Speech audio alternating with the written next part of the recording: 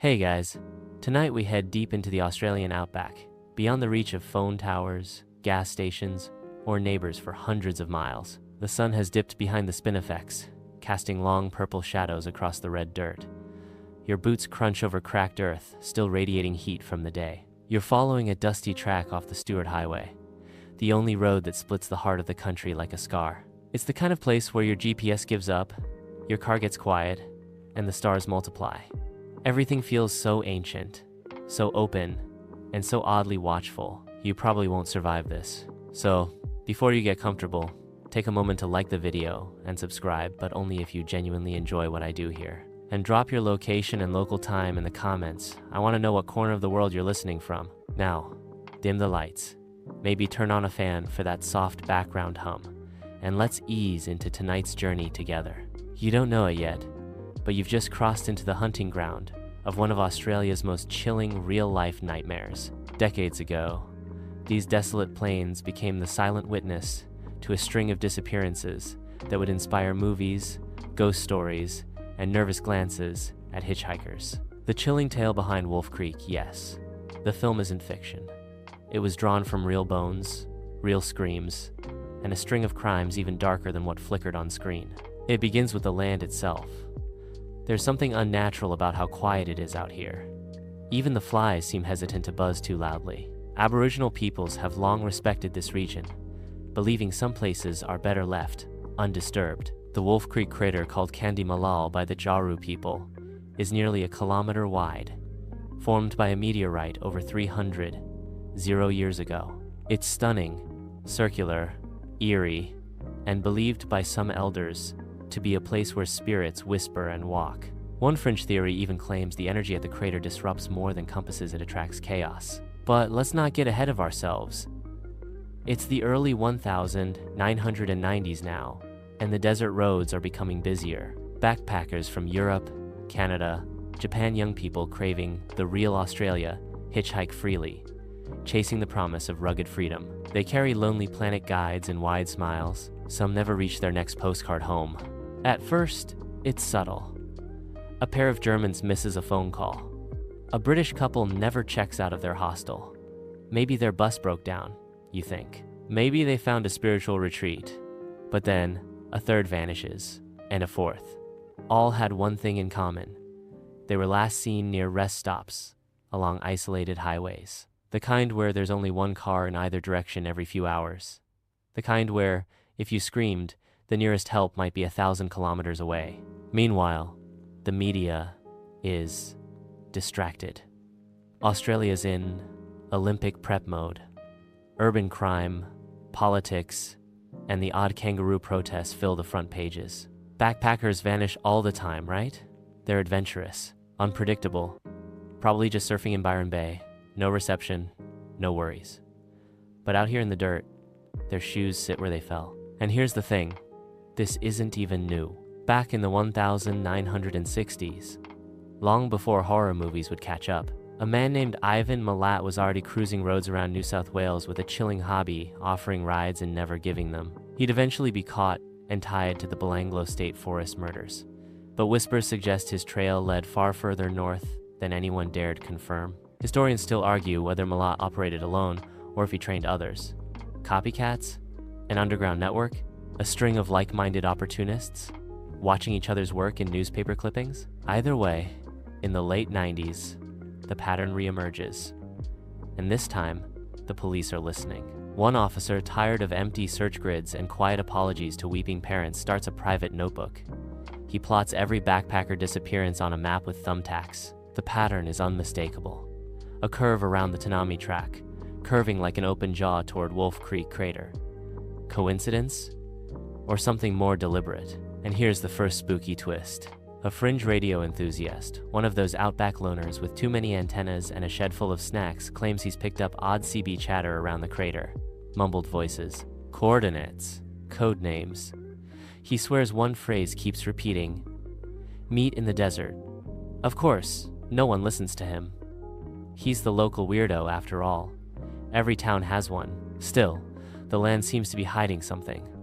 Search crews report vehicles that should be visible from the air, yet vanish. Dust devils whip through campgrounds. One ranger describes a trail of footprints, 2 sets walking in, none walking out. Maybe it's the heat playing tricks, or maybe it's the fact that these roads, these dunes, these red horizons, they remember. They remember every shoe print, every dropped map, every last scream swallowed by wind. So, tonight, as you imagine yourself sitting in the back of a camper van parked under stars so sharp they look like pinholes in the sky, just know, you're not alone. Something watched you turn off the main road. Something remembers everyone who's passed through, and it hasn't been fed in a while. You wake to birdsong. That doesn't sound quite right, too sharp, too close, too artificial. Your campervan windows are misted from the chill that creeps in after midnight, but there are shapes out there, or maybe just shrubs. You tell yourself it's nothing, yet your fingers hover near the lock. Because deep down, something about this place feels watched. That feeling? You're not imagining it. In the early 2000s, when the bodies finally started being found, it wasn't because police were suddenly smarter. It was because people kept disappearing in patterns that refused to be ignored. Backpackers, always foreigners, always last seen around Northern Territory, rest stops or roadhouses, those rough, tin-roof stations where you pump your own fuel, microwave a meat pie, and hope the guy behind the counter doesn't ask too many questions. It was a routine day when a local dirt biker named Billy stumbled across something strange. Not far from Barrow Creek, down a side trail he liked to call his shortcut. He braked suddenly. His tire had hit something not quite dirt. A boot, human, and attached. Authorities were quick to quarantine the scene, but not quick enough to stop the word from spreading. A shallow grave, a decomposing body, and nearby strands of long blonde hair caught in the brambles. The desert had held her secret for months, maybe longer, until the wind decided to give her up.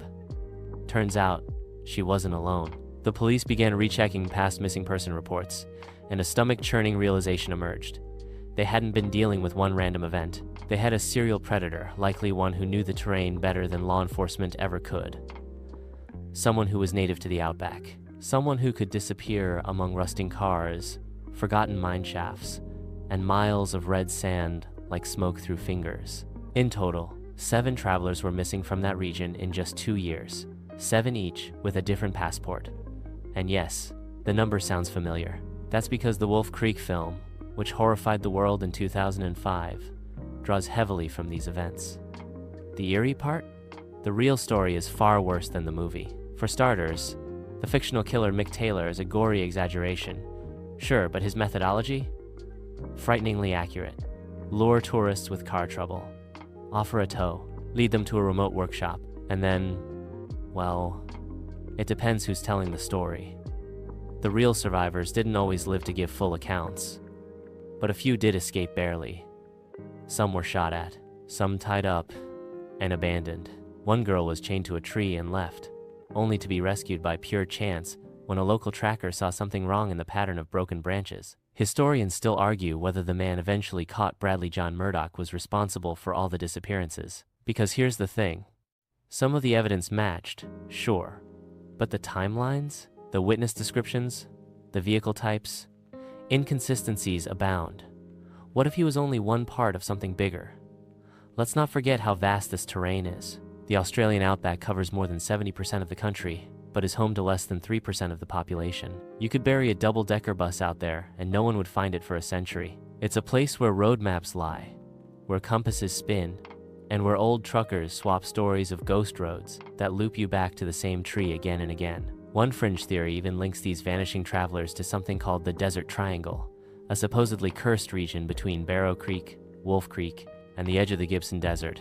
A few amateur researchers claim they've cataloged electromagnetic anomalies, missing time reports, and weird animal behavior in that zone. Is it science fiction? Maybe. Or maybe the land just keeps secrets better than people do. Now, remember those vanished tourists? They weren't just random wanderers. Many of them had written to family just days before, mentioning a nice guy with a truck, or a local who offered to show them a shortcut. Always the same friendly tone, never suspecting, never surviving. It's not a new trick. In fact, the kind local with tools is a well-documented predator archetype. In Australia's colonial past, bushrangers, a kind of outlaw bandit, would use similar tactics to isolate victims. Offer help, lure to camp, rob, or worse. Modern police profiling sees echoes of this history in the Wolf Creek cases. But here's a quirky twist you won't find in most documentaries. Outback Roadhouses started installing fake security cameras after rumors spread. Just the illusion of being watched made the predators more cautious. And for a brief stretch, the disappearances stopped. That pause gave the investigators their first real break, because when the killer changed tactics, he made mistakes. Meanwhile, down in Adelaide, true crime forums buzzed with theories. Reddit, early 2000s blogs, and even obscure IRC chat rooms lit up with maps, victim charts, and speculations. Some were wildly off base, like the guy convinced it was a shape-shifting dingo cult, but others eerily accurate. A retired detective under an alias even dropped in once, left just one sentence before vanishing again. The crater isn't the grave, it's the compass. Creepy, right? You lie in your camper van tonight, wondering whether your phone has a signal, whether anyone would hear if you screamed. Your headlights barely touch the scraggly trees ahead. And somewhere, maybe 100 meters off-road, a figure is watching. Or maybe it's nothing, just the wind. Either way, when you crawl back into your sleeping bag, try not to think about how many missing person posters it took for someone to care. Or how many others are still out there, waiting, beneath the sand, beneath the stars. The desert doesn't give up its secrets easily, not unless you ask the wrong questions at the right roadhouse, or kick up the wrong patch of sand with your boot. That's exactly what happened when two tourists, out quad biking near a dried up riverbed, spotted something pale sticking out of a sand drift. It wasn't bone, at least not at first glance, just a bit of plastic. A toothbrush, blue, with worn bristles. Next to it, a zippered coin pouch, then a camera, sun-faded, half-buried. They handed it all over to the authorities, assuming it was just lost property. But when the film was developed, it still worked. Miraculously, the last photo was of a smiling Dutch couple, dated 9 months prior. Behind them, half out of frame, a bearded man stood leaning against a 4WD, giving the camera a knowing thumbs up. They were never seen again. This was the moment everything began to unravel. Forensic teams were sent in. The area was swept with cadaver dogs, ground-penetrating radar, and flyovers using heat-seeking drones. And finally, under a crumbling ridge near the edge of the Northern Territory's Tanami Desert, authorities unearthed what they'd always feared, but never truly prepared for. A second shallow grave, then a third, then bones scattered, gnawed, bleached by the sun. The bodies were all buried just deep enough to delay discovery, but not so deep that the land wouldn't eventually give them up. One grave held the skeletal remains of a French backpacker, identified only by a silver ring he always wore. His mother recognized it instantly. In another, Japanese yen, a cracked pair of prescription glasses, and the unmistakable curved blade of a camping knife engraved with kanji. Each find became national news, but the pattern was clear. Someone was hunting the open roads, watching for tourists, waiting patiently until the moment was right, and then gone. No struggle, no noise, just a van that never made it to the next stop. The Australian media dubbed the area Backpacker Alley. But the locals? They started using a different name again, the Killing Stretch. Roadhouses began closing early. Campers who once gathered around shared fires at night now parked far apart, bolting their doors and ignoring knocks after sundown. Now here's where things get even stranger. While the authorities were working overtime to connect these killings, amateur sleuths were doing the same from their laptops. One Aussie blogger, a self-described armchair detective, began compiling missing person reports, police scanner archives, and Outback folklore. His website, Outback Truth, that quickly gained a cult following.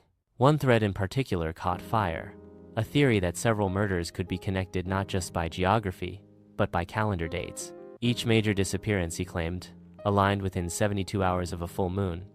Too fringe to be useful? Maybe. But it prompted an actual police review of moon phases. They didn't release the findings publicly. Historians still argue whether this link is meaningful or just one of those creepy coincidences that feel like clues when fear colors your thinking. But to this day, some seasoned Outback truckers, refused to drive the Stewart Highway on full moon nights. "Too many ghosts on the road," they mutter, half joking, half not. Meanwhile, back in the forensic labs, investigators turned to something they'd overlooked before: tire tracks. The killer wasn't just a ghost in the sand, he was driving a real, tangible vehicle. Specifically, what appeared to be a late-model Toyota Land Cruiser. Modified suspension, aftermarket snorkel, rhubarr welded with unusual marks. A niche find, but not impossible to trace. They cross-referenced vehicle sightings with old road camera footage from fuel stations, drone imagery, and even vacationers' photo uploads. And finally, they got a match. A single man.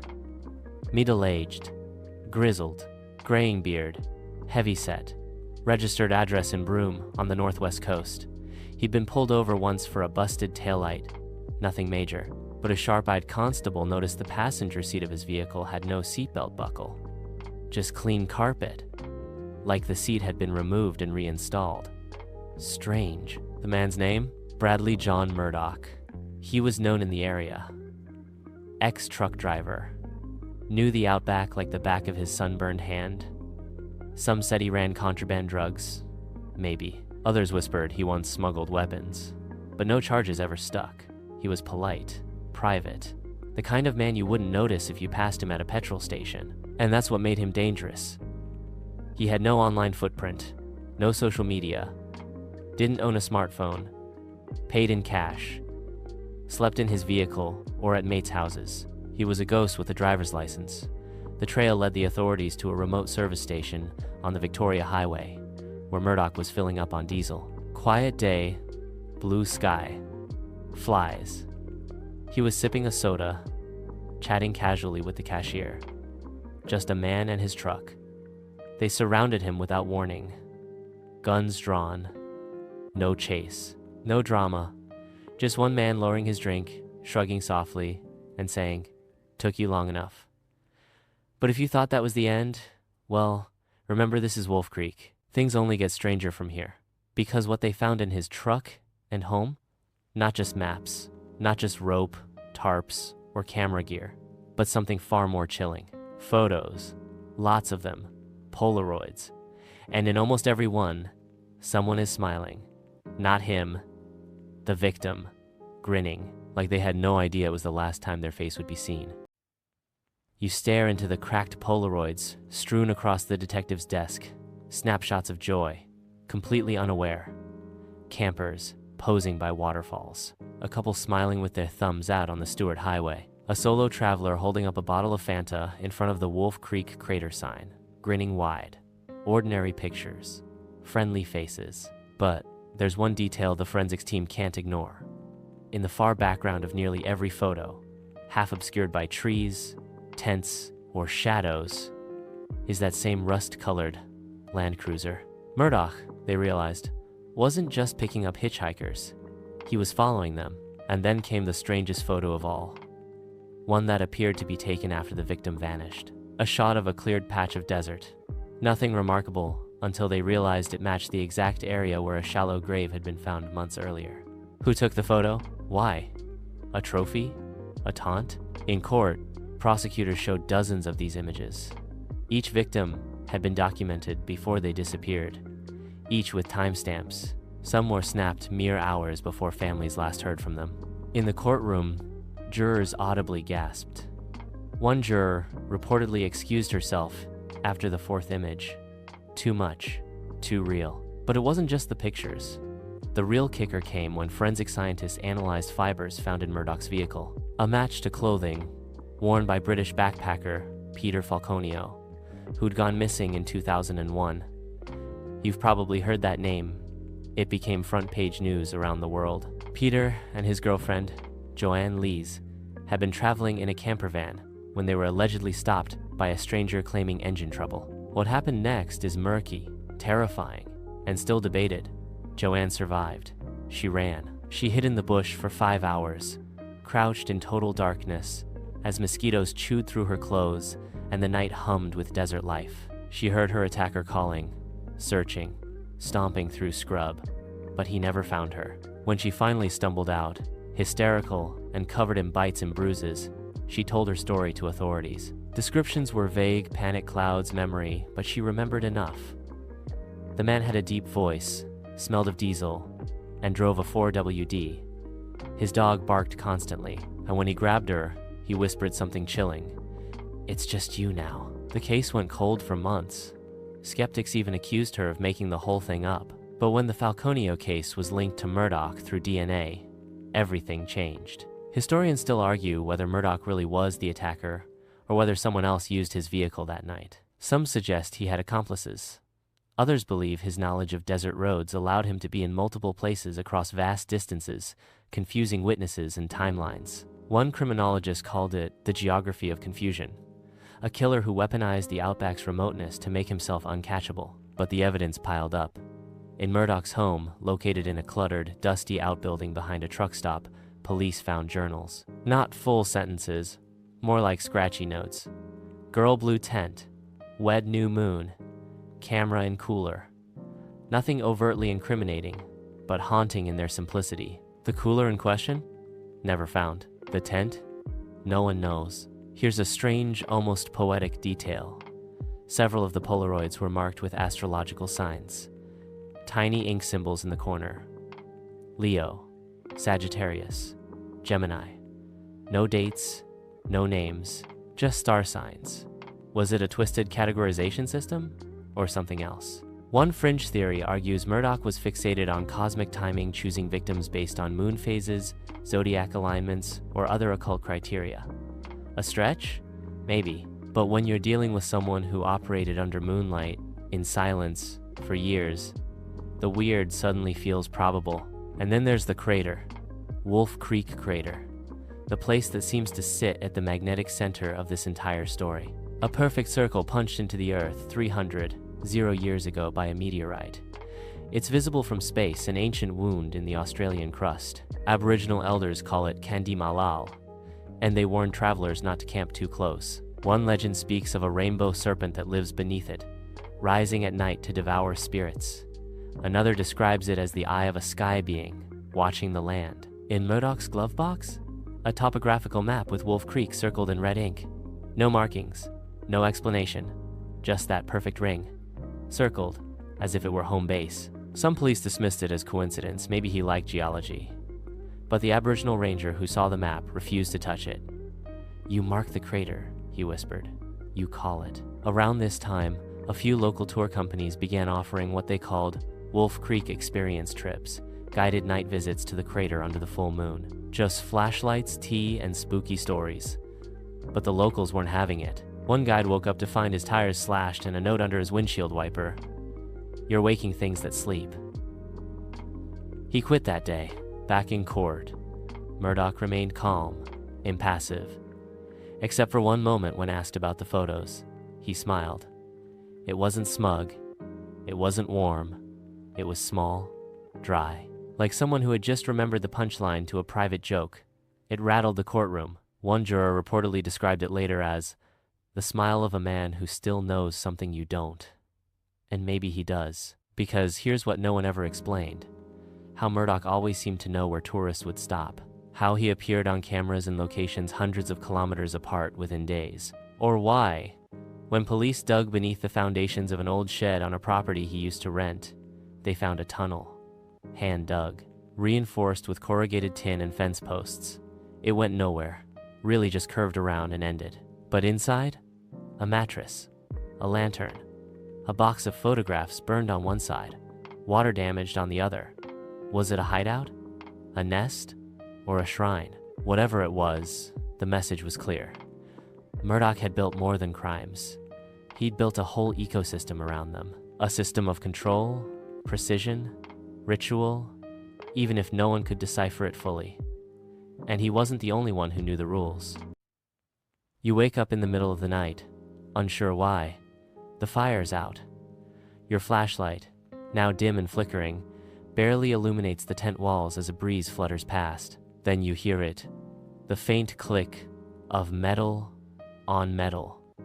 Not loud, not urgent, just a patient sound, deliberate, like someone opening and closing a toolbox. And that's when you remember, there's no one else supposed to be out here. Decades earlier, a different kind of search had begun. Not with tents or helicopters, but notebooks, rumors, and long drives into the bush. As the trail of missing tourists grew too long to ignore, Australian authorities launched an unprecedented multi-state effort, Task Force Air, a group of seasoned detectives, bush trackers, and forensic specialists assigned to draw connections between what had once been considered isolated incidents. Task Force Air didn't just rely on evidence. They brought in satellite data, drone surveillance, even enlisted help from military-grade heat detection units usually used in bushfire response. They mapped the heat signatures of remote areas at night, searching for hidden camps, unlicensed vehicles, or flickers of movement no wildlife could explain. That's when they saw it. Tiny bursts of heat, campfires, too far from any known road or station. Some went out in minutes, some burned for hours, but none had permits, no registered campers, no trace left the next day. The strangest part? Several of the fire locations overlapped precisely with former grave sites. The implication? Someone was revisiting. But for what? Gloating? Praying? Or worse, repeating? One detective on the task force, later interviewed under anonymity, said, "We weren't chasing a man. We were chasing a pattern that learned to walk." Murdoch's name kept surfacing in connection to these patterns. But when the task force dove deeper, a chilling realization set in. He couldn't be everywhere. On several nights, sightings were reported in multiple locations, hundreds of kilometers apart, too far to drive without being noticed. The conclusion? There were others. That's when theories about a possible network emerged. You might laugh serial killers don't form clubs, right? But the Outback's vastness allows for a different kind of collaboration. No meetings, no emails, just whispered knowledge passed between loners with similar appetites.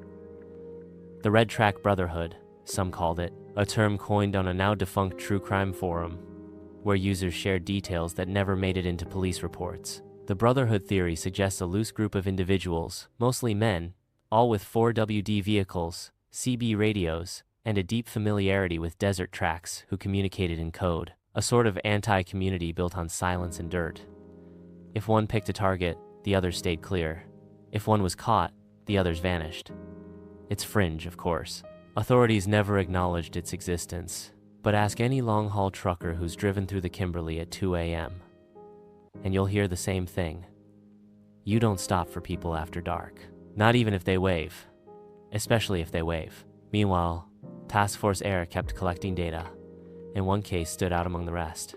A Czech couple traveling the Tanami Track tough road, all red dust and cattle grids. Their last known stop was a roadside rest bay, marked only by a faded sign and a rusted barbecue plate. They'd texted a friend that morning saying they'd met a cool mechanic guy who knows a shortcut to Wolf Creek. The friend responded, "Sounds fun, stay safe." No one heard from them again, but they did leave something behind. In their abandoned camper van, authorities found a trail of odd items arranged in a line across the back seat. A road atlas, a half-eaten sandwich, a coil of yellow rope, and strangest of all, a plush wombat toy positioned to face the driver's seat. Forensics later revealed smudged fingerprints on the toy's belly. Not the couple's. Murdoch was already in prison by then. Still, the evidence was inconclusive. No blood, no bodies. Just that eerie arrangement. Was it a message? A ritual? A private joke? Quirky detail time. The plush wombat was traced back to a small souvenir shop in Alice Springs. The cashier remembered selling it to a man who paid in cash. Heavyset, wore a wide-brimmed hat, smelled like diesel. Historians still argue whether the Czech couple was killed or disappeared intentionally. Some fringe theorists believe they faked their own deaths, joining the Brotherhood as some twisted way to vanish from the modern world. But that's the problem with these stories. The longer the trail, the stranger it gets. Task Force Air finally deployed aerial surveillance. Planes equipped with infrared cameras swept across suspected hot zones near the Wolf Creek area. One night, they caught something unusual. From 800 meters up, a single white-hot signature appeared in the desert, scrubbed tiny, circular, and perfectly still. Not an animal, not a vehicle, just a body-shaped heat print. They sent in a ground team at dawn. What they found? Not a person, a dummy, human-sized, wrapped in thermal foil. weighted with rocks, placed in the exact center of a crude campfire ring, as if someone knew how to fake a heat signature. And who would know that? Someone who'd seen the search methods, someone testing them. The dummy's face was covered with a mask homemade, cut from rubber, painted crudely with wide red lips and hollow black eyes. Inside the mouth, a single Polaroid, burnt around the edges, blurry, but just clear enough to show someone, possibly a young woman, standing next to a highway milestone, grinning. Task Force air was shaken. This wasn't just crime, it was performance, ritual, control. The task force officially disbanded the following year. Budget issues, they said. But unofficially, one officer later confessed to a journalist, "We weren't hunting a killer. We were trespassing in a game we didn't understand. And now here you are sitting in your camper, hundreds of kilometers from the nearest town, thinking about how many fake fires, dummy heat prints, and smiling Polaroids might still be out there. Wondering if tonight's breeze is really wind or just something passing by, and whether it'll stop and knock." The knock never comes, but the silence it leaves behind, that's worse. You lie still in your sleeping bag, one eye open, pretending to sleep like that'll fool anything in the dark. Outside, the desert breathes. Dry grass crackles softly in the wind. A dingo yelps in the distance, and just beneath those natural sounds, something else. The faint hiss of static, like an old radio left running, or a voice trying to crawl through the white noise. Back in the early 2000s, that exact sound haunted the Australian Federal Police too. As pressure mounted to solve the growing mystery of the disappearances, they leaned into tech. Satellite imaging, motion detection cameras, audio traps. They set up covert listening posts along high-risk stretches of road, hoping to catch suspicious vehicle traffic or coded CB chatter. And they did just not what they expected. Around 2:14 a.m. on a moonless night, one of the unmanned audio sensors picked up a string of CB radio transmissions. Not unusual. Truckers and off-grid travelers still used UHF to communicate, but this signal was odd. The voice was male, slow, distorted by static. He kept repeating the same message every 40 seconds. 4, 6 drop, ready, sand open, repeat sand open.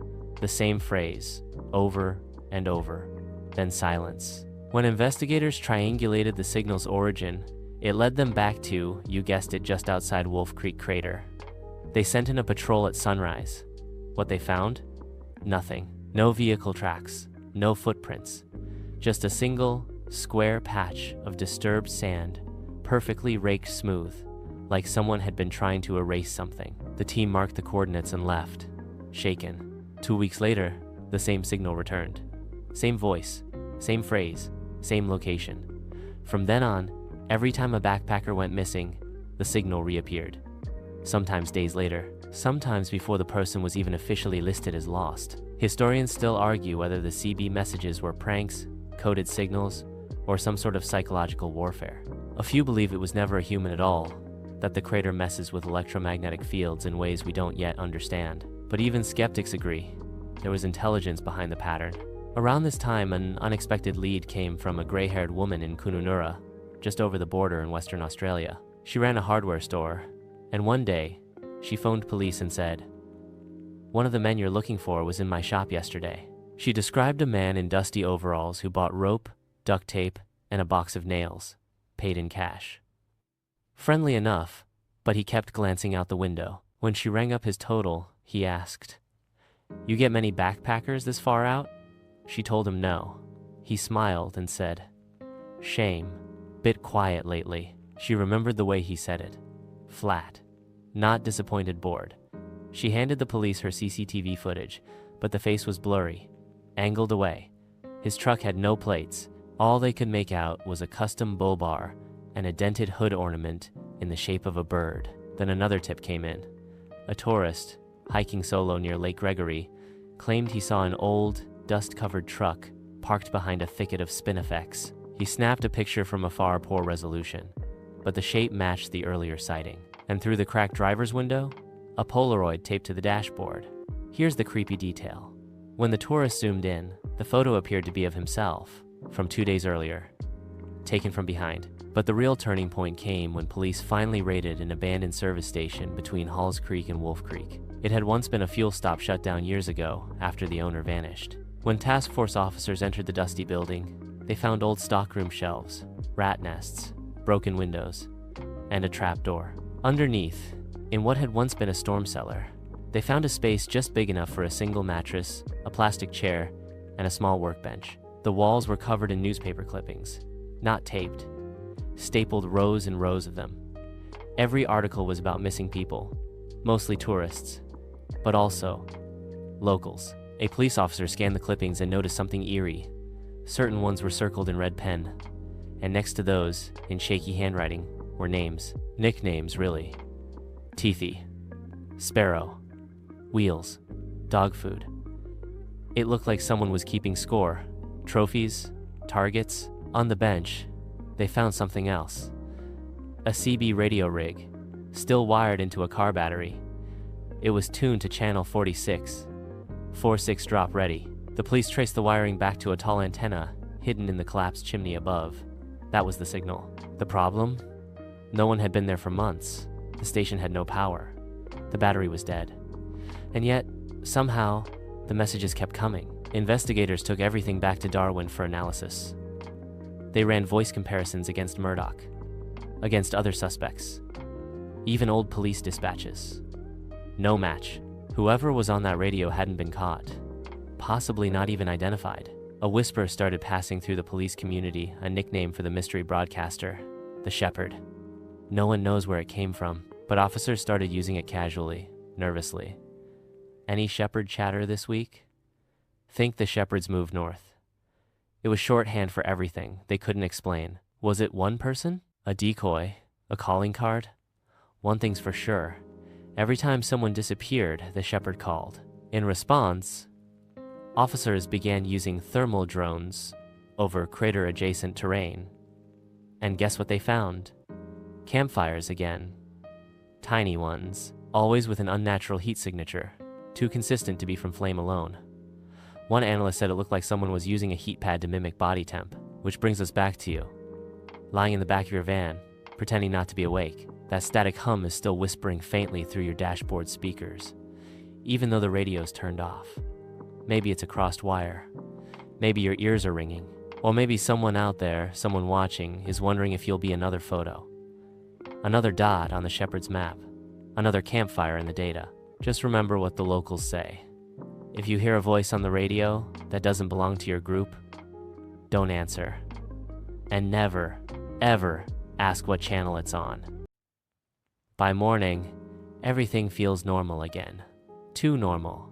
The breeze smells clean, the flies are back in force, and your radio no longer hums. No voices, no phantom crackle. You step outside your camper van, blinking in the morning light, trying to shake the dream or memory that clings to your skin like dust. But something's off. There are fresh footprints in the sand, barefoot. They circle your van once, then disappear toward the scrub. You didn't make them. You were inside all night. And no one camps out here, right? Back in the early 2010s, when the Wolf Creek murders had faded from front pages and slipped into urban legend territory, a new generation of travelers rediscovered the outback. Instagram hikers, digital nomads, van lifers, tourists chasing that perfect sunset shot near the crater. The region boomed with curious visitors again. And just like that, the disappearances started up. Not as many, not as frequent, but enough. Authorities kept quiet at first. You can't exactly tell the world, hey, maybe don't go bush camping, because we might still have a killer no one ever caught. Tourism dollars talk louder than ghost stories, but independent researchers noticed the pattern. One data analyst from Melbourne created a chilling infographic, a heat map of Australia, glowing red in a halo around Wolf Creek. Dozens of vanished persons, different years, different nationalities, same void. And among them, one case stood out. A French filmmaker named Clément.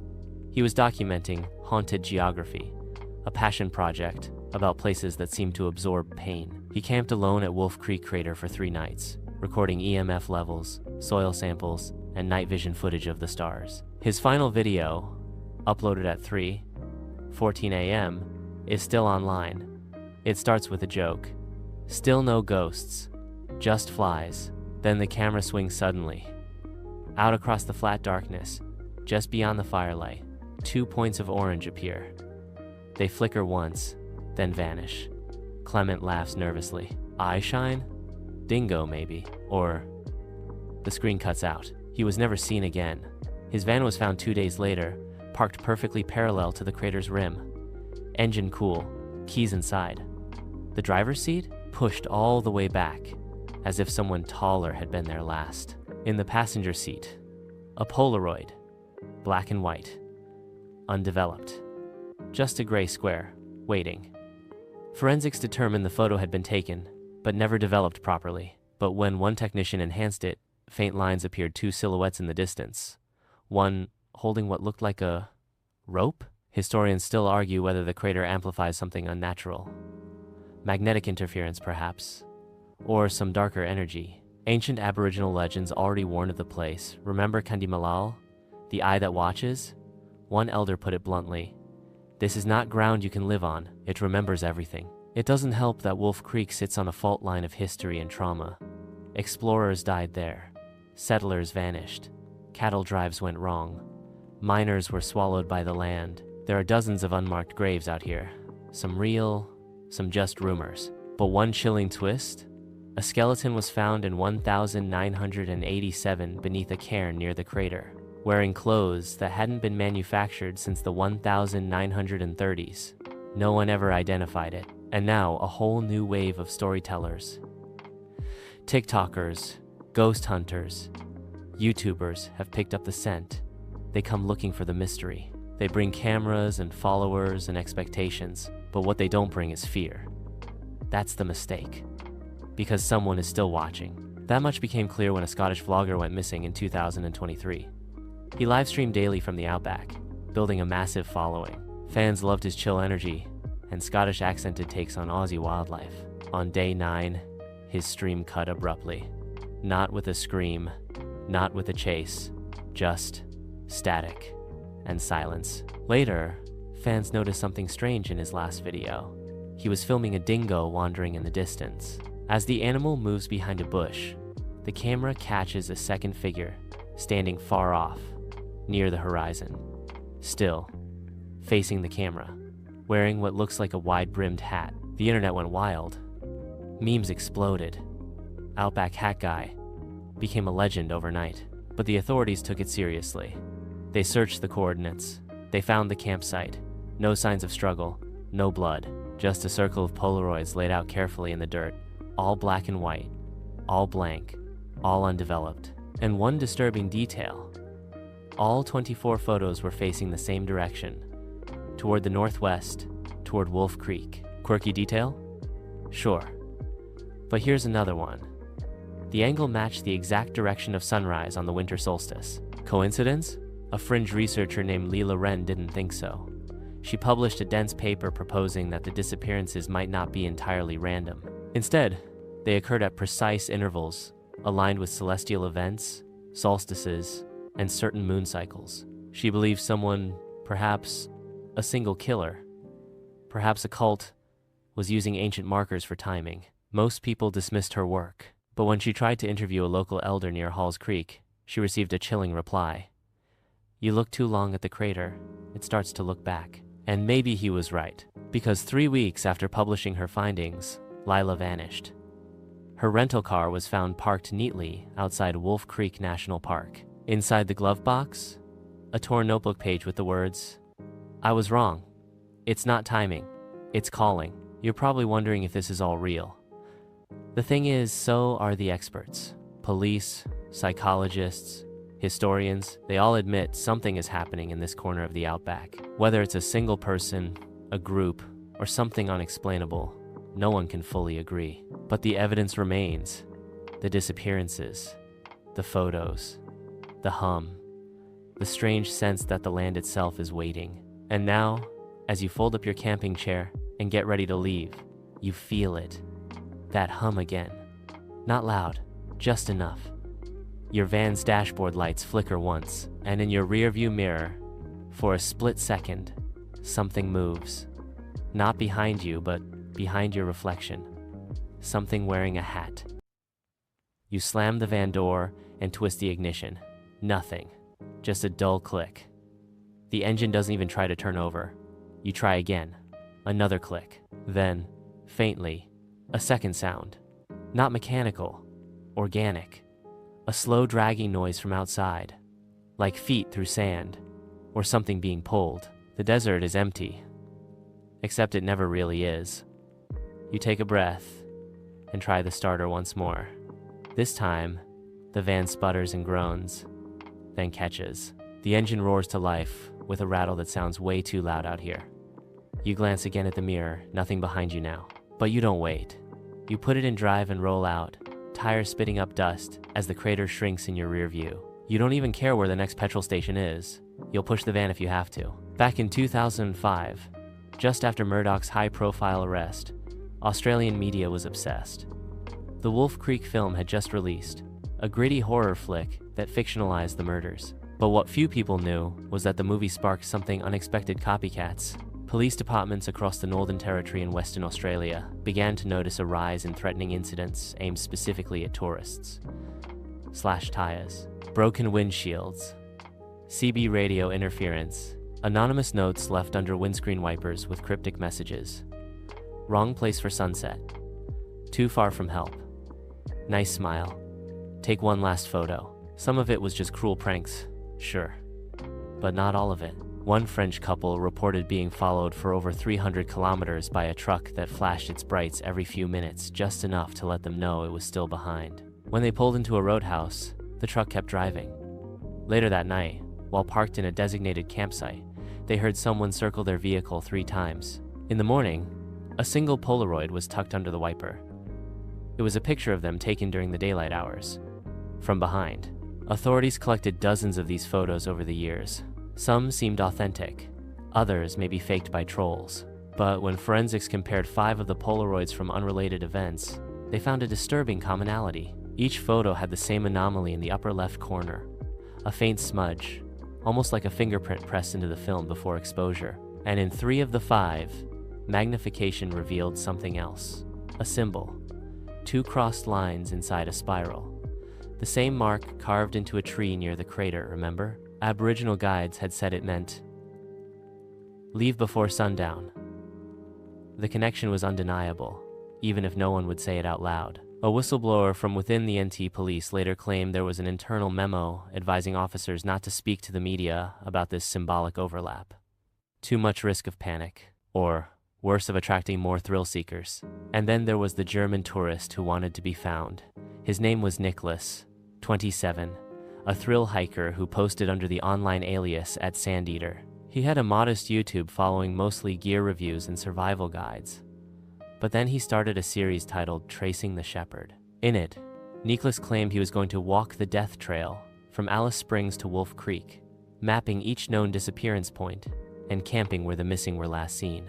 A dangerous stunt, and he made it worse by posting his coordinates in real time. On day 5, his comment section exploded. Are those E's behind you at 3:17? Zoom in at 4:50. 1. Someone crouching in the trees.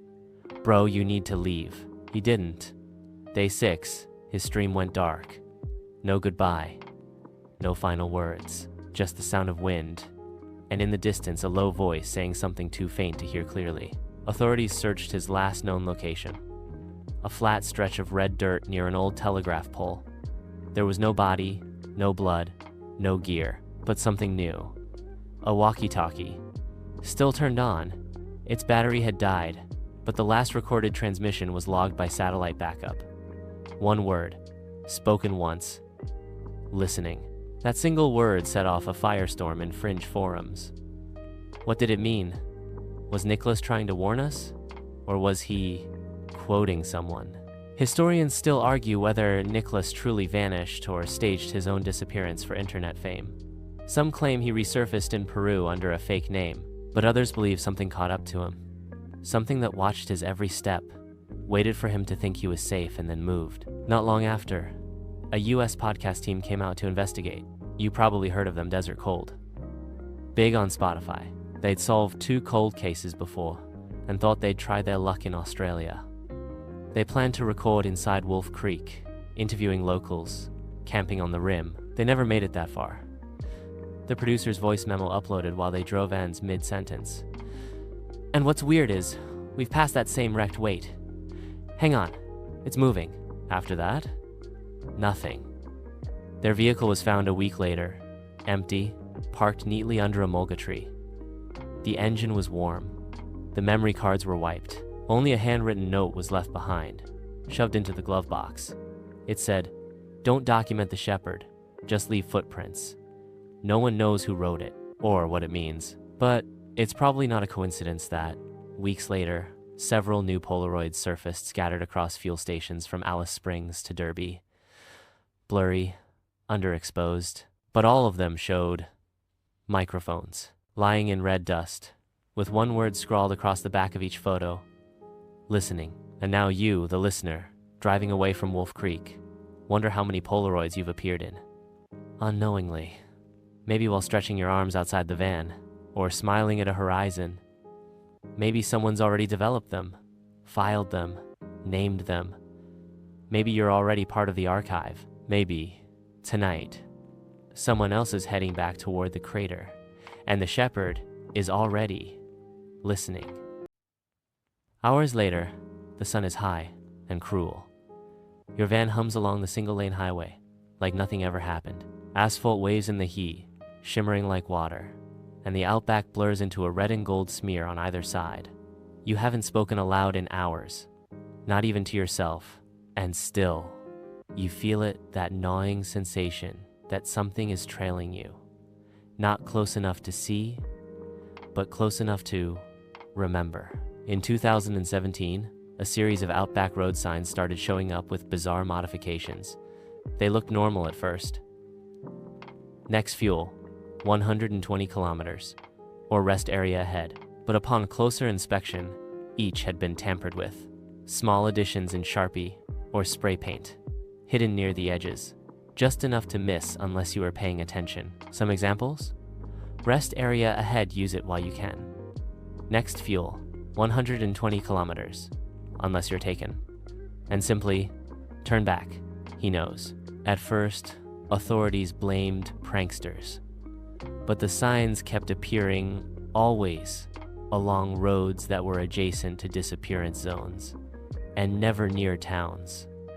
Always in the silence, between places, in the places people vanish. One amateur investigator, a retired school teacher named Bill, made it his mission to document them. He kept a blog, updating locations and timestamps. He thought he was onto something big, and he was, until he wasn't. His blog ended suddenly, mid-sentence. The last post was titled, "Got Something New Too Perfect to Be Coincidence." In it, Bill described finding a new type of sign, one not on the highway, one not for drivers. It was behind a rock, deep in scrub country, facing inward, toward the crater. It said, "You are exactly where he wants you." Bill never posted again. His niece later accessed his phone records and found one final outgoing call timestamped to 36 a.m. Location pinged somewhere west of Wolf Creek. The call connected, but the only thing heard on the recording was a low hum, almost like a tuning fork, and then a man whispering 3 words, "Keep it quiet." Historians still argue whether Bill was targeted, or if he'd gotten too deep into the mythos and staged his own vanishing. Some say he was never real to begin with, a character invented by online hoaxers. But here's the problem. His car was real. Found buried under a tarp in the desert, battery disconnected, windshield scrawled with a finger in the dust. No more signs. That could have been the end of it. Just another unsolved case in the pile. But the signs kept appearing. One popped up outside Tennant Creek in 2020. This time, it had a printed QR code taped to the back. Curious tourists scanned it. It led to a short, grainy video. 37 seconds long, black and white. A wide-brimmed hat, a pair of boots, and a hand, outstretched toward the lens, holding a Polaroid. The video had no sound until the final second, when a distorted voice whispered, "Stay." The page was taken down within hours, but not before a dozen viewers claimed they received strange phone calls afterward. Unlisted numbers, No voice on the line, just breathing. Some even reported seeing vehicles parked outside their homes. Always the same description: dusty, no plates, cracked windshield, bull bar. After a few nights, the sighting stopped. The callers never rang again, but all of them reported the same last symptom: a low, inescapable hum in their ears that lasted days. Now here is a quirky, overlooked connection.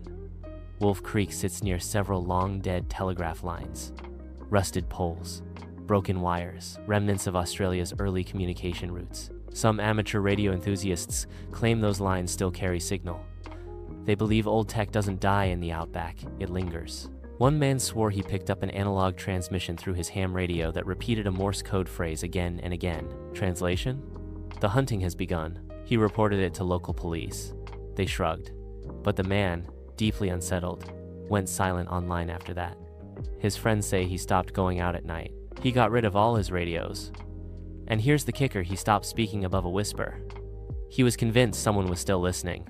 You wonder now, as your van rolls through the heart of the outback, how many other people pass this way thinking the stories were just that. Stories, urban legends, padded out with internet myths and filmmaker exaggeration. But the deeper you go, the more you notice how the facts refuse to stay in their boxes. They overlap, they echo. A few kilometers up the road, you pull into a fuel station. One of those lonely outposts with a tired awning and an ancient icebox. There's no attendant, just a bell that rings when you step inside. The air is stale, the light flickers. And behind the counter, a wall of photos. Dozens of them. Backpackers, couples, solo drivers, all smiling for the camera. At first, it seems like a cute local tradition. We passed through!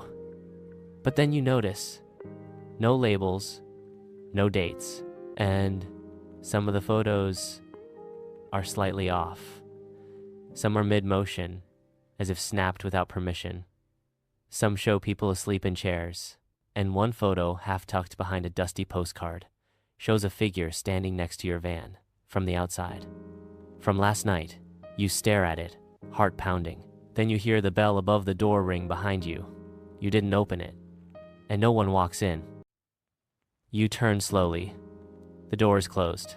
No breeze, no footsteps, no shadow, just the still, stale air of the service station pressing in from all sides. For a moment, you wonder if the bell malfunctioned, or if maybe you imagined it. But then, why is the photo gone? The one that showed your van? You swear it was there. Tucked behind that postcard, you step forward, fingers trembling slightly, and flip through the cards. Nothing. No trace. The spot where it had been now feels colder. Outback mysteries have always had a way of doing this, slipping just out of reach. Back in 1999, before the Falconio case made international headlines, a British researcher named Tanya Ellerby spent 6 months living in the outback. Her aim? To track the intersection between folklore and real-world disappearances. She kept meticulous notes, interviewed locals, cross-referenced newspaper archives with oral stories handed down by Aboriginal elders. She never published her findings, because she vanished. Her last journal entry, scrawled hurriedly in the margin of a tourist map, was later found inside a roadside phone booth near the Tanami track. It read, "The stories and the crimes are feeding each other. It's not one killer. It's a tide, a behavior field. They find each other through the emptiness." A behavior field? At first, that phrase meant nothing, but in later years, psychologists studying geographic profiling techniques returned to it. What if some crimes, especially in isolated areas, don't follow individual logic, but collective momentum, like migratory instincts? A string of disappearances might not be caused by a single predator, but by several, acting separately but drawn to the same silent beacon. Not coordinated, just magnetized by something only they feel. And where does that line point? Straight to Wolf Creek, which brings us to one of the strangest cases. The girl who kept walking. She wasn't officially listed as missing. Not at first. Her name was Lacey, an Australian university student taking a solo gap year trip. Her parents got postcards, texts, even an email saying she was headed toward the Kimberley. Then nothing. 3 weeks later, hikers near Wolf Creek found a set of boot prints. They followed them for over 8 kilometers. No signs of distress, just a steady path. But at the end of that path, the footprints stopped. No vehicle, no camp, no tracks leading away, just an empty canteen and a sock tied to a branch, fluttering like a flag. Authorities launched a search, found no body, no gear, nothing. Months later, a tour guide from Broome reported a strange encounter. A disoriented woman walking barefoot on the edge of the desert highway. Dusty, sunburned, eyes glassy. He offered her water. She took it wordlessly, then asked, "Did you hear it too?" When he asked what, she replied, "The hum." It was singing this time. She refused to get in his car, just smiled and kept walking. When he reported the incident, police followed up, but found no trace. Just a boot print, half filled with wind-blown sand. Some still believe that was Lacey. Others say it was a hallucination, or perhaps a hoax. But there's a weirder wrinkle. That same week, someone posted a blurry image online, an auto upload from a nearby weather station camera. It captured a grainy figure walking across the plains. Zoomed in, the figure appeared female. Her backpack was missing, but slung over her shoulder was something else. A CB radio. Why would she be carrying that? And more importantly, whose was it? Historians still debate whether Lacey was the victim of a killer or something stranger. Some suggest she joined the Echo, whatever that means. Others think she simply walked into the wilderness and never came out. But her family received one final communication, months after her last known sighting. A voicemail, static at first, then a soft, familiar hum, and a girl's voice, almost a whisper. "It's quieter now, but it remembers us." That voicemail was traced to a disconnected satellite phone registered to no one, found abandoned in the desert 5 years earlier. No one has ever explained how it was reactivated. Quirky tidbit? That phone had belonged to an amateur astronomer who was also researching Wolf Creek, but from above. He believed the crater functioned as a kind of signal sink, a place where cosmic energy is absorbed, redirected, or warped. His notes referred to Wolf Creek as Australia's mute antenna. His theory? The crater doesn't just sit there, it listens. And sometimes, if it chooses, it calls something back. You laugh to yourself, nervously, as you leave the dusty station behind. That's ridiculous. Craters can't listen, right? But that photo was there. You know it was. And the bell rang. Someone or something opened the door. The only thing you can do now is keep driving. But as you check the rearview mirror once more, you spot something strange tucked under your windshield wiper. A piece of paper, flapping gently in the wind. You pull over, heart thudding, and retrieve it. Not a Polaroid, not a warning, just a folded note. On faded, yellowed paper, scrawled in pencil, "You've been seen, you're being kept." And underneath, a single phrase, "Channel 46, stay quiet. They're always listening." You stare at the note, fingers trembling. The words burn into your brain like hot iron. You've been seen, you're being kept. And that final line, Channel 46. You hadn't touched the CB radio since you bought the van. It was always just background noise, the kind of thing you assumed only truckers used. But now, you can't stop yourself. As if hypnotized, you crawl into the driver's seat, flick the switch, and twist the dial to 46. At first silence, then that hum again. Faint, rhythmic, low as a heartbeat. And after several long seconds, a voice, male, distant, and painfully calm, as though spoken through a mouth full of sand. "Clear skies, crater open." Repeat crater open. You kill the radio. Because what else can you do? The worst part is, no one would believe any of this. Not really.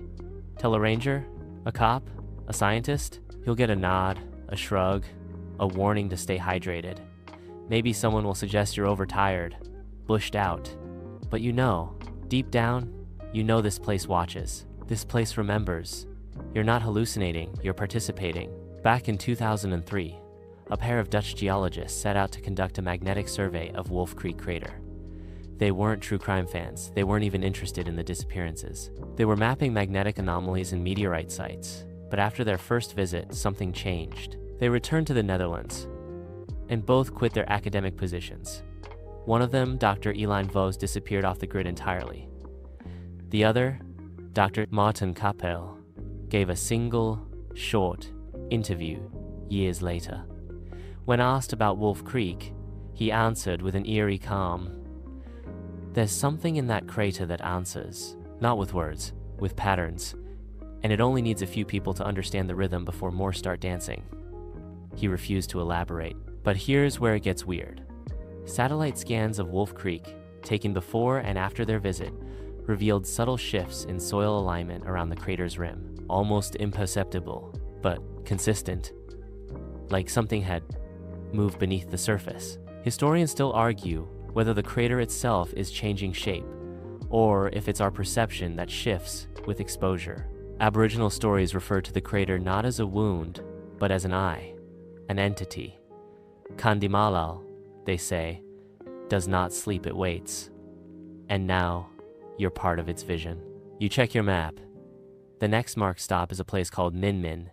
Not much to look at, just the rest area, some old signage, and a name that carries its own legend.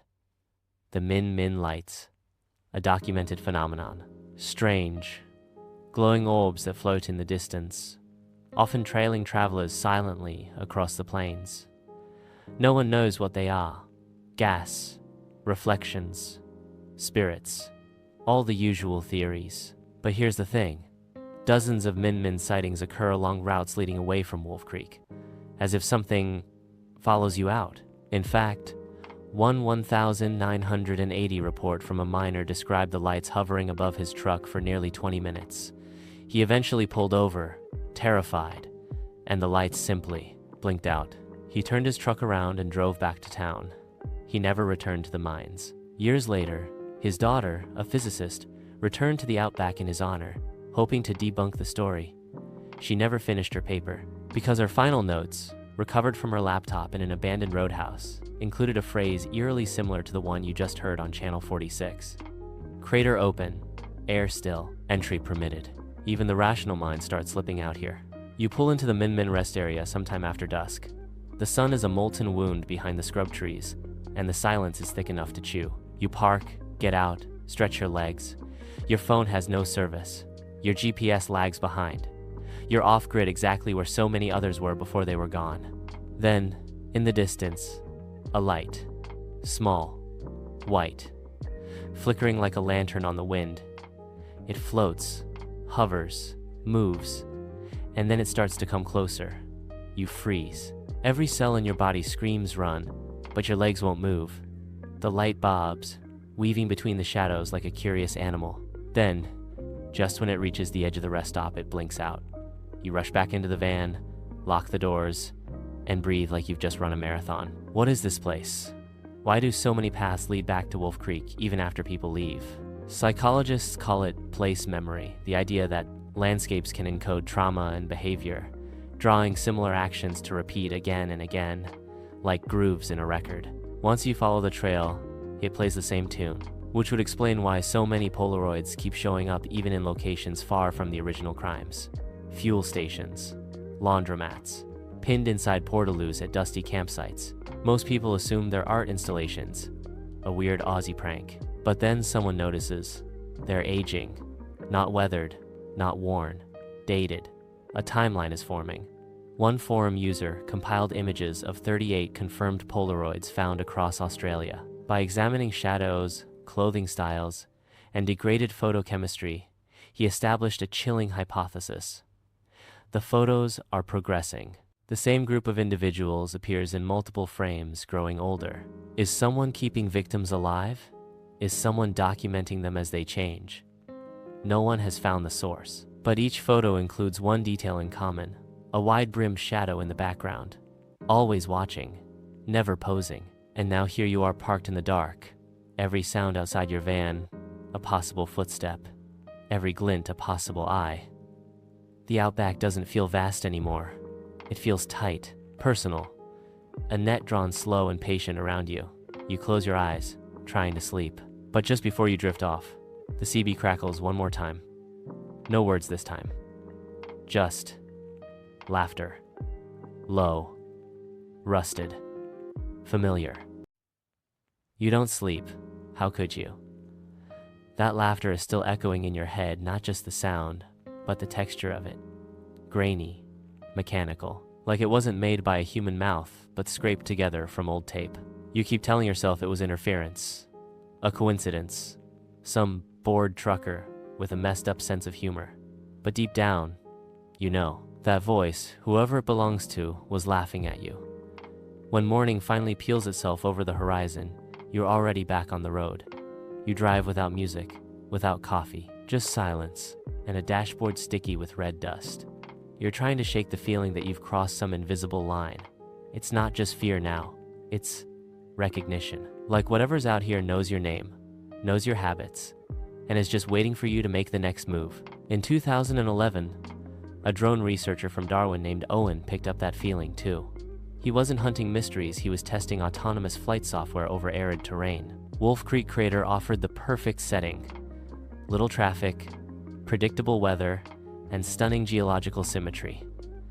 On his 5th test flight, Owen's drone veered off course. At first, he thought it was signal interference.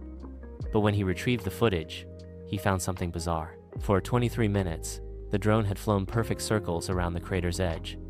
No wind, no GPS error, just a perfect, spiraling orbit, almost like it was being guided. And then, mid-flight, the camera tilted down, capturing a tiny figure in the center of the crater, standing still, arms outstretched, no vehicle nearby, no tracks in or out. When Owen zoomed in later, he found the figure's head was tilted straight up, looking directly into the camera, through it, at him.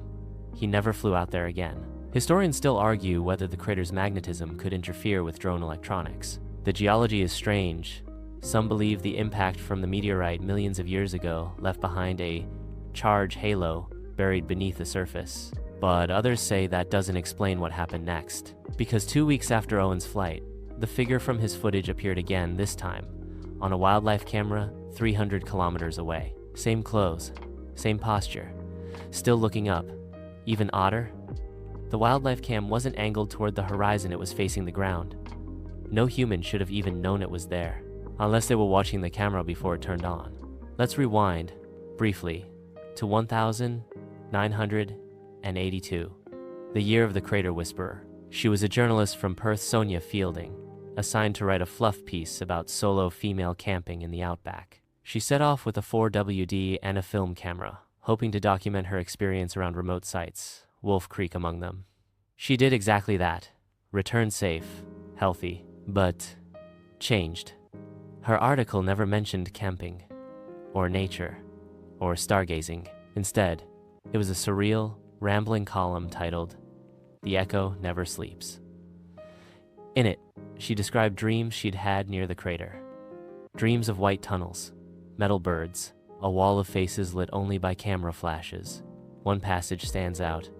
They keep the ones who understand, not to harm, but to hold, to archive. I heard them humming inside the rocks. They were not ghosts. They were collectors. The piece was published once, then pulled from print. Sonia never wrote another article. In a 1997 interview, long retired, she admitted she remembered little from that trip, except one specific moment, waking up to find a Polaroid in her hand. Not of herself, but of her future self. An image she claims was taken years later, older, wrinkled, sitting at a desk, writing a letter. She didn't understand it at the time, until one morning in 1995, she sat down at her kitchen table and without thinking, began writing a letter. Same outfit, same light through the window, same exact image from the Polaroid. She burned the photo afterward. Now here's a quirky fringe theory for you. Some believe Wolf Creek is not just a physical place, but a temporal fold, a point where past, present, and future stack and blur. The crater becomes a mirror, reflecting possibilities. You don't need to buy into all that, of course, but how do you explain what happens next? You pull over to rest. You're exhausted, sun-stroked. Just 10 minutes, you promise yourself. Eyes closed, head against the seat. And then you dream. Not a normal dream. You're standing at the bottom of the crater. You're alone but surrounded. Shadows all around, holding Polaroids, fanning them out like tarot cards. Each photo is you sleeping, eating, laughing, aging. In one, your hand is bandaged. In another, you're holding a child's shoe. You see a version of yourself with gray hair. One with no eyes. One buried beneath red dust. You ask the shadows what they want. They don't speak. They just start humming. Low, unified, mechanical. You wake up gasping. It's still daylight, but barely. Your watch says you've been asleep for 2 hours. Your phone is dead. Your van's clock is frozen. And out the side mirror, someone is standing on the road behind you. You spin around. Nothing. But there, stuck under your windshield wiper again, is another note. Not a photo. Just one word. Ready? What are you ready for? To run? To face something? Or to be filed away? Because you're starting to realize something terrifying. You were never the audience. You were always the subject. You don't move for a long time. You sit in the driver's seat, the word ready trembling in your hand, the paper vibrating with the wind like it might lift off and fly away if you let it go. But you don't let it go. You hold it like a warning, or maybe an invitation. And slowly, you realize something even more disturbing. You are ready. You turn the key. The van starts without a cough. You don't drive toward the coast. You don't head back to town. Instead, you find yourself steering west again, toward Wolf Creek, not because you want to, but because it feels like you've already made the decision. A loop, closing itself. This happens sometimes in the desert. People get what bushrangers used to call the call. A compulsion. Not madness exactly, just direction without source.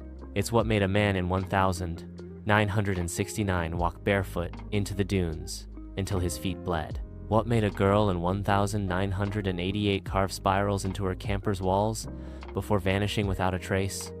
They all felt it. And now you do too. The hum returns. This time not from your CB. It's in your ears, beneath your skin.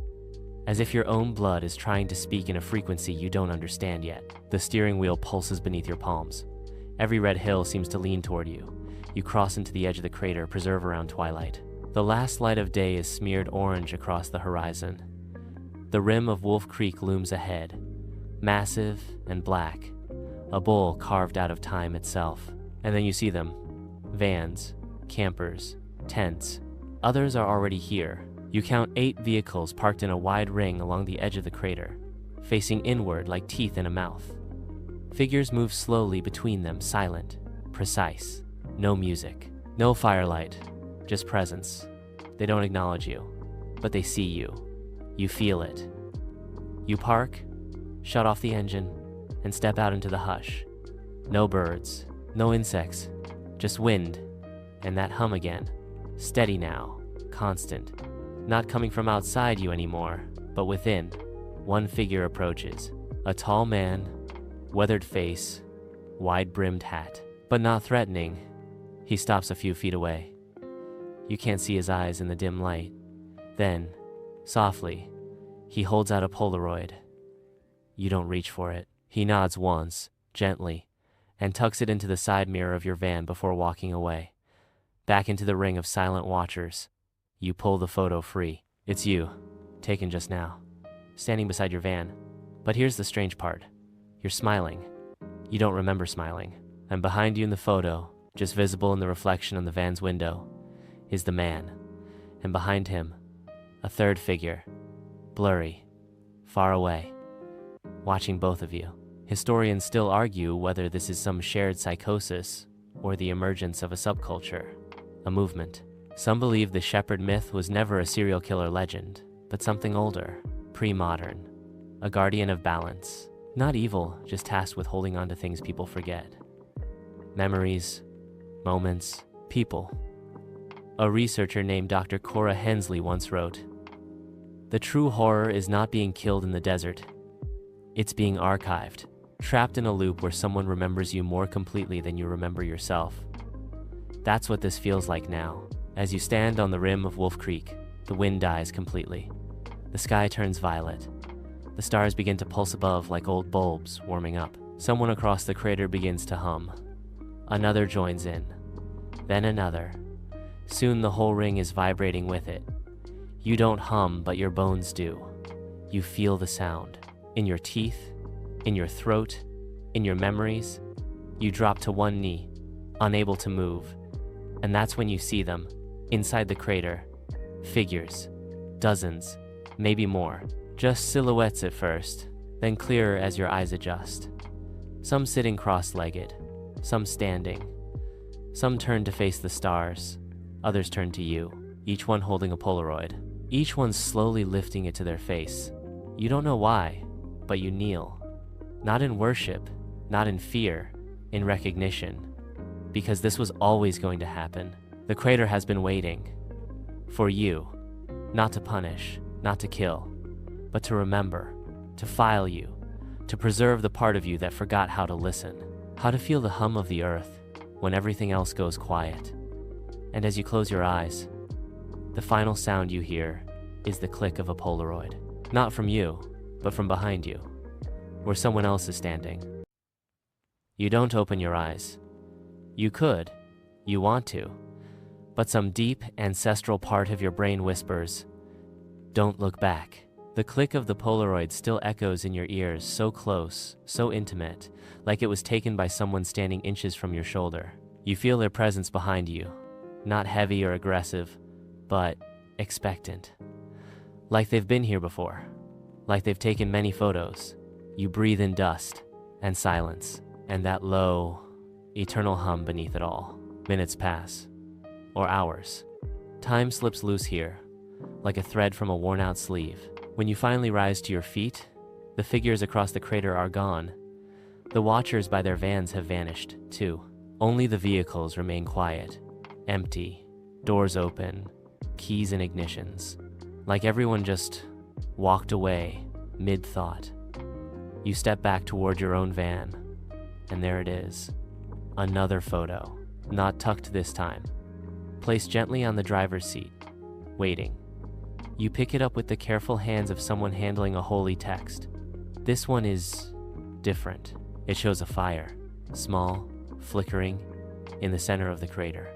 Around it sit 12 figures, their faces just out of frame. But you know, instinctively, that one of them is you.